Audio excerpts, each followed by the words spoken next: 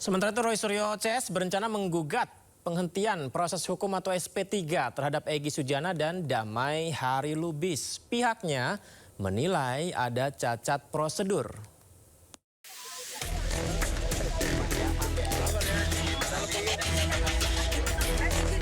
Tersangka tudingan ijazah palsu Jokowi, Roy Suryo berencana untuk menggugat penghentian proses hukum atau SP3 terhadap Egy Sujana dan Damai Hari Lubis. Roy menyebut ada cacat prosedur dalam pemberlakuan restoratif justice hingga penerbitan SP3. Baca pertimbangannya. A, B, C, D, E, F, G, H, I, J, K.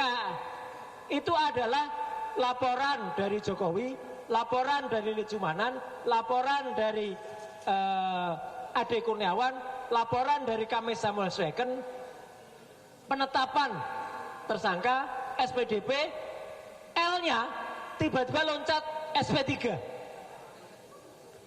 Ini nggak bisa, harusnya ada RJ-nya kapan, surat permohonan RJ-nya kapan, tiba-tiba ini meloncat begitu saja.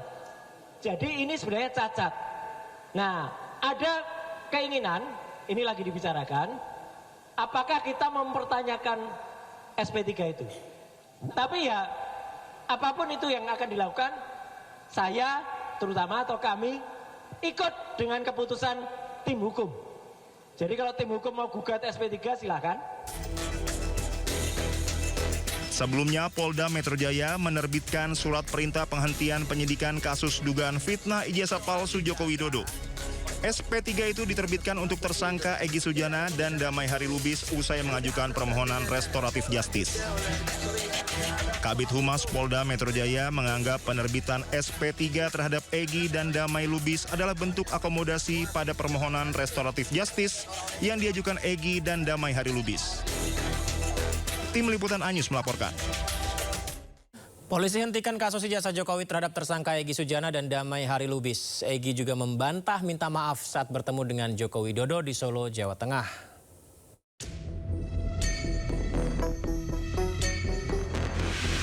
Saya datang bukan untuk minta maaf. Itu saya sampaikan depan beliau.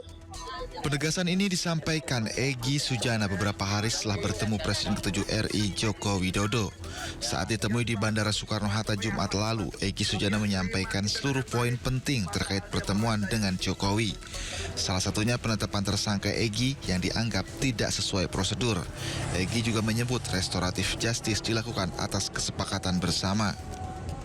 Lalu yang saya menarik lagi, Bapak Jokowi yang terhormat, dia menyatakan saya harus bagaimana. Nah disitulah baru ada RJ itu. Saya minta perintah Kapolri kepada Kapolda, Kapolda kepada Dirkrimum, cabut cekal saya dan SP3 kan saya. Itu yang saya bilang. Dia langsung reaksi. Pak Sarip, ajudannya, panggil polisi. Nah saya baru tahu di sana ada polisi, bukan saya didampingi polisi. Sebelumnya, Polda Metro Jaya telah menerbitkan surat perintah penghentian penyidikan kasus dugaan fitnah ijazah palsu Joko Widodo. SP3 itu diterbitkan untuk tersangka Egy Sujana dan Damai Hari Lubis usai mengajukan permohonan restoratif justice. Kabid Humas Polda Metro Jaya menganggap penerbitan SP3 terhadap Egy dan Damai Lubis adalah bentuk akomodasi pada permohonan restoratif justice yang diajukan Egy dan Damai Hari Lubis saat bertemu Joko Widodo. Tim Liputan iNews melaporkan.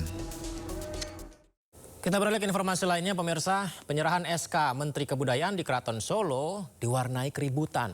Salah satu kerabat Keraton Solo mengajukan keberatan atas SK dari Menteri Kebudayaan itu.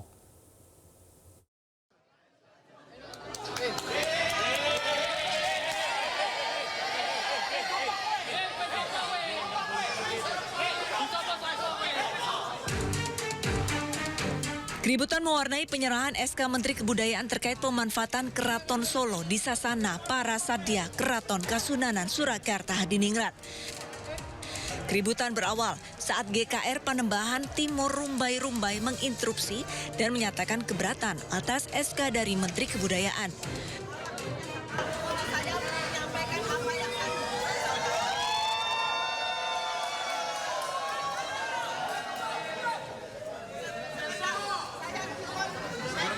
Kasih jalan. Setelah keributan bisa diatasi dengan keputusan bersama, Menteri Kebudayaan Fadlizon menunjuk Kanjeng Gusti Panembahan Agung Tejo Wulan sebagai penanggung jawab Keraton Solo. Telah bersepakat ya untuk menunjuk penanggung jawab, karena kita berharap keraton yang bersejarah ini harus terjaga, terawat. Rencananya Keraton Solo akan direvitalisasi karena banyak bangunan dan area bersejarah yang memerlukan perhatian khusus. Dari Solo, Jawa Tengah, Septiantoro, iNews melapor. Acara penyerahan surat keputusan Menteri Kebudayaan, informasi tadi ya tentang kawasan cagar budaya Keraton Solo ini diwarnai interupsi. Interupsi oleh salah satu kerabat Keraton Solo, GKRP Timur Rumbai, yang keberatan dengan SK tersebut menginterupsi jalannya acara, bahkan dengan mengambil alih pengeras suara yang digunakan Menteri Kebudayaan Fadlizon. Keputusan Menteri Kebudayaan Republik Indonesia nomor 8 tahun 2020. Mohon maaf Bapak, saya ingin menyampaikan Penyerahan surat keputusan tentang penunjukan pelaksana perlindungan, pengembangan, dan atau pemanfaatan kawasan cagar budaya Keraton Kasunanan Hadiningrat di Keraton Surakarta oleh Menteri Kebudayaan Fadlizon diwarnai penolakan dari salah satu kerabat Keraton Solo. Menerima keputusan Menteri Kebudayaan Republik Indonesia nomor 8 tahun 2020. Mohon maaf Bapak, saya ingin menyampaikan Saat sambutan tengah berlangsung, GKRP Timur Rumbai yang keberatan dengan SK tersebut menginterupsi jalannya acara dengan mengambil alih pengeras suara yang digunakan Fadlizon. Hal ini menyebabkan suasana menjadi gaduh.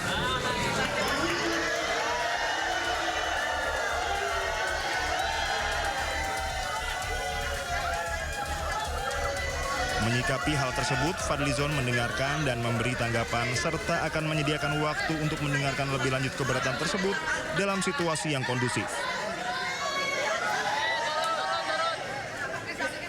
Telah bersepakat ya untuk menunjuk penanggung jawab, karena kita berharap keraton yang bersejarah ini harus terjaga, terawat ya. Tadi saya telah meninjau, mungkin belum semua ya, tapi sebagian besar nih bersama Pak Dirjen semua. Ternyata memang perlu ya cukup banyak pekerjaan rumah untuk melakukan revitalisasi bangunan-bangunan, gedung-gedung, tempat-tempat yang penting bersejarah yang ada di keraton ini. Meski sempat terjadi keributan dan acara terhenti, namun acara dilanjutkan dengan penyerahan secara simbolis sampai selesai setelah GKRP Timur pergi dari sasana Parasdia. Dari Solo, Jawa Tengah, Septiantoro, iNews melaporkan. Terima kasih masih di Sindo Prime. Dalam rapat terbatas dengan pemerintah, Komisi 2 DPR RI menegaskan revisi Undang-Undang Pilkada tidak masuk prolegnas 2026. DPR juga menyebut revisi Undang-Undang Pemilu dipastikan tidak akan menggeser Pilpres dari pemilihan langsung ke MPR.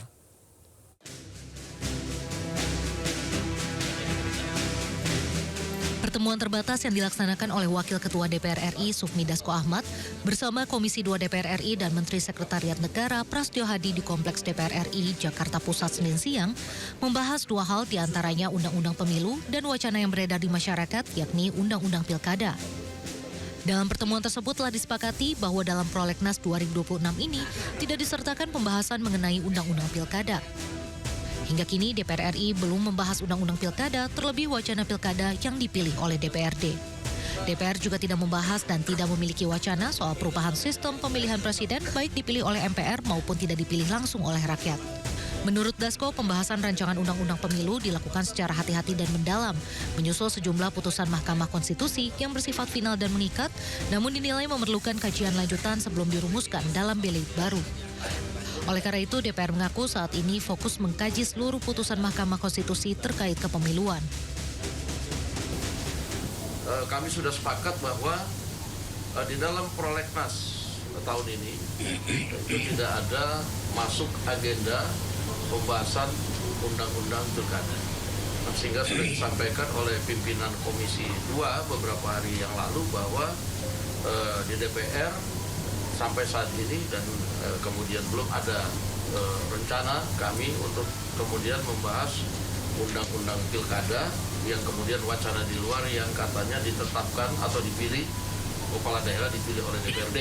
Nah itu belum masuk agenda dan belum terpikirkan untuk membahas hal itu. Yang kedua, kami lebih fokus kemudian untuk melaksanakan putusan MK dalam undang-undang pemilu. Bagaimana kemudian masing-masing partai politik ini nanti di dalam partai masing-masing membuat sistem atau rekayasa konstitusi untuk kemudian sama-sama antara pemerintah dan DPR itu kemudian membentuk undang-undang revisi undang-undang pemilu. Tapi kami juga sepakati tadi bahwa undang-undang pemilu yang ada itu tidak termasuk pemilihan presiden oleh MPR. Komisi 2 menyebut DPR dan pemerintah berkomitmen menjaga demokrasi konstitusional yang selama ini berjalan dan ingin memastikan kepastian kepada publik. Tim Liputan iNews melaporkan. Ya pemirsa, informasi berikutnya masih tentang sidang, tapi ini kasus yang lain, yakni kasus dugaan korupsi pengadaan laptop Chromebook terdakwa Mendikbudristek Nadiem Makarim memasuki proses pembuktian. Sidang pemirsa sempat diwarnai perdebatan antara kubu Nadiem dan jaksa. Pendidikan terakhir S2 ya. Jadi sidang digelar di Tipikor Jakarta, agendanya pembuktian penuntut umum atas dakwaannya terhadap Nadiem Makarim menghadirkan 8 saksi. Menariknya ada debat panas terjadi usai jaksa melontarkan protes terkait kamera handphone yang dipasang di meja penasihat hukum Nadiem. Tapi penasihat hukum Nadiem berdalih tidak ada larangan untuk merekam. Pihak Nadiem juga menyinggung penyerahan laporan audit perhitungan kerugian negara yang baru diserahkan jaksa. Kerja dirjen-dirjen dan direktorat yang melampirkan 1 dari 11 lampiran. Jadi pertama, jaksa mengatakan bahwa mereka patuh, mereka tidak pernah patuh. Pemberian alat bukti BPKP ini sudah perintah awalnya. Mohon izin yang mulia, ini sudah membias jauh dari pembicaraan pokok tentang kamera. Artinya keberatan kami yang mulia. Patuh itu sudah dari awal. Tolong kita tertib. Bahkan yang kami berikan kesempatan baru berbicara ya. Gantian dong ngomongnya. Ya sudah, silakan. Jadi kalau dikatakan patuh tidak patuh. Setelah ada putusan yang mulia, ini sudah menyimpang dari pembicaraan utama. Dikatakan ini bisa tertib tidak? Tolong yang kami berikan kesempatan untuk berbicara ya. Tidak saling ini ya. Betul, gantian aja. Silakan penasihat hukum, padat. Jadi pemahaman patuh tidak patuh. Karena dari awal yang mulia sudah mengatakan pemberian ini dari awal tidak dilaksanakan. Bahkan kami meminta berkali-kali. Baik. Setelah ada putusan selah baru dilakukan. Ya. Itu pun setelah kita berdebat. Lalu yang kedua, ini kaitannya hal ini sangat penting.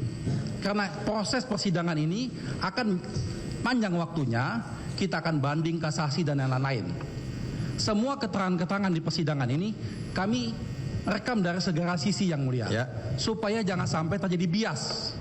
Dan kami jamin kalau dari kami tidak akan ada live dari kaminya. Kami menjamin itu. Tidak hanya debat panas pemirsa, situasi menarik lain adalah mantan Direktur Jenderal Pendidikan Dasar Menengah Kemendikbud Jumeri mengibaratkan dirinya seperti minum kopi hitam yang sudah disiapkan selama kepemimpinan ex-Mendikbudristek Nadiem Makarim. Hal ini disampaikan Jumeri saat memberi kesaksian dalam sidang lanjutan kasus korupsi laptop hari ini. Ini ada keterangan saudara, saya jelaskan. Pendapat ya, dapat saya jelaskan, semua kebijakan regulasi pendidikan persiapan AKM dibuat oleh Nadiem Makarim dengan orang dekatnya seperti Juristan, Tiona, Ibrahim Arif, alias Ibam. Kalau saya bisa mengibaratkan seperti segelas kopi hitam yang sudah dibuat dan sudah diramu mereka, Nadiem Makarim, Juristan, Tiona, dari Ibrahim Arif, alias Ibam. Pertanyaan pada saudara, kopi hitam, saya peminum kopi juga, ya kan? Apa maksud saudara mengatakan seperti itu? Terus yang kedua, apakah ini artinya mereka ini lebih dipercaya dalam kebijakan, sedangkan seorang dirjen dan seorang direktur eselon 2 tidak pernah dipakai? Pertanyaan pertama, boleh jawab? Silakan, saya untuk jawab. Jadi kami eselon 1 dan 2 lebih banyak menerima kebijakan. Menerima kebijakan-kebijakan dari menteri dan staf khusus. Yang kedua, tadi apa Pak? Yang kedua? Yang kedua tadi, apakah artinya ini mereka lebih dipakai, sedangkan tadi saya katakan tadi berdasarkan chat tadi, pada faktanya memang seorang dirjen, seorang direktur tidak dipercaya gitu loh. Yang dirasakan seperti itu. Yang saudara rasakan seperti itu ya. Baik. Pemirsa, DPR tegaskan revisi Undang-Undang Pilkada tidak masuk prolegnas 2026. Informasinya setelah jeda. Sindu Prime segera hadirkan untuk Anda. Ini informasi berikutnya pemirsa. Kalau ini udah beberapa bulan yang lalu OTT ya, dan sekarang menghadapi persidangan perdana. Mantan Wakil Menteri Ketenagakerjaan Immanuel Ebenezer Noel menghadapi sidang perdana kasus pemerasan sertifikasi keselamatan dan kesehatan kerja atau K3. Sidang beragendakan pembacaan dakwaan. Selain Ebenezer, ada 10 orang yang akan diadili dalam sidang kasus dugaan pemerasan sertifikasi K3. KPK menyebut pemerasan dilakukan Noel bersama 10 tersangka terkait pengurusan sertifikat K3 Kemnaker mencapai 201 miliar rupiah. 201 miliar dari 2020 sampai 2025. Dan angka tersebut belum termasuk pemberian tunai. Belum termasuk pemberian tunai seperti mobil, motor, fasilitas pemberangkatan umroh, dan sebagainya.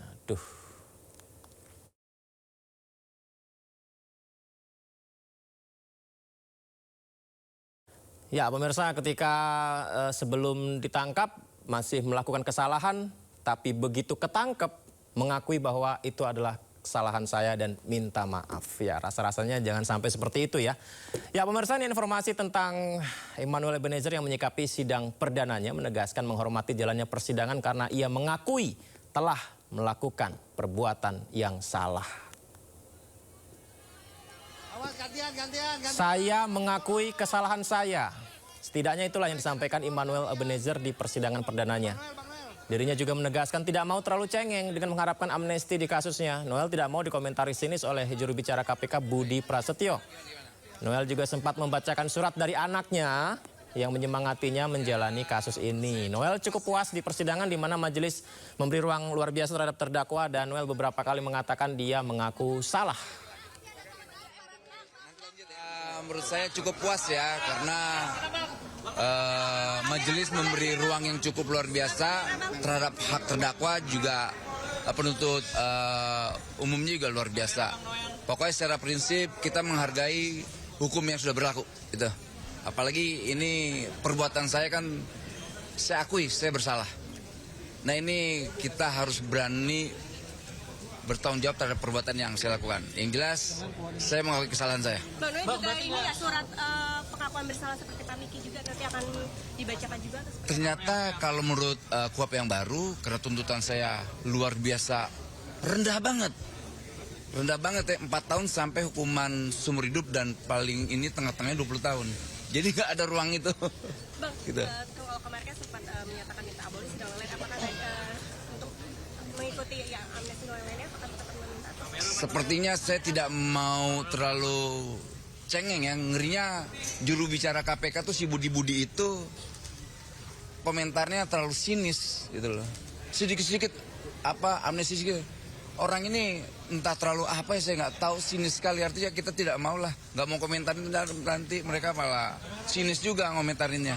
Lanjut nanti ya. Bang, tadi diberikan surat. Gimana? Surat dari anak abang, seperti apa bang? Wah, surat anak saya itu bagus sekali. Ada nggak? Nih, mana suratnya? Nih, surat anak saya nih. Boleh ke kamera ya bang? Boleh dong. Ke kamera ya bang? Oke. Nih, surat anak saya nih. Oke. Dibacain bang, dibacain. Ini yang muatkan saya nih. Ini ya, saya bacain ya. Nih, untuk ayah, semangat ya ayah. Nanti aku nggak bisa besuk ayah lagi sampai aku libur lagi karena anak saya sekolah. Tulisannya lop gitu. Aku bakal kangen ayah. Maaf ya aku jarang nulis surat. Kadang aku kelupaan sama kecapean abis pulang sekolah. atau langsung tidur. Aku selalu doain yang terbaik buat ayah. Luar biasa. Terima kasih buat anak saya yang saya sayangi. Yuk. Nih. Oke. Kita menghormati nanti persidangannya ya. Mahkamah Konstitusi menolak gugatan Bonatuasi Lalahi soal ijazah Capres-Cawapres wajib autentifikasi faktual. MK menganggap gugatan itu tidak jelas.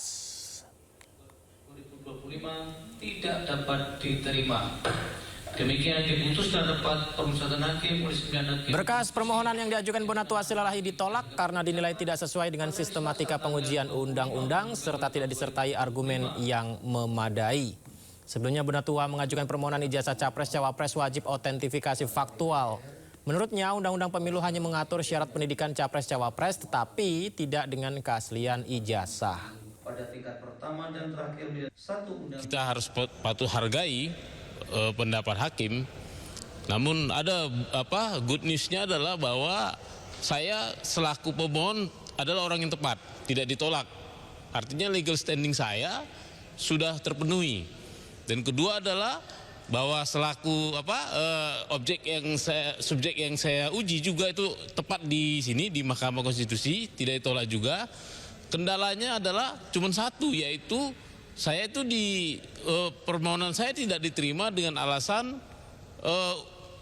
formil, secara formil, obskur, kurang jelas ya. Artinya permohonan yang saya susun itu dianggap tidak begitu jelas ditanggap oleh hakim. Dan ini good newsnya lagi bahwa ya berarti saya tinggal mengajukan lagi nanti, memperbaiki lagi.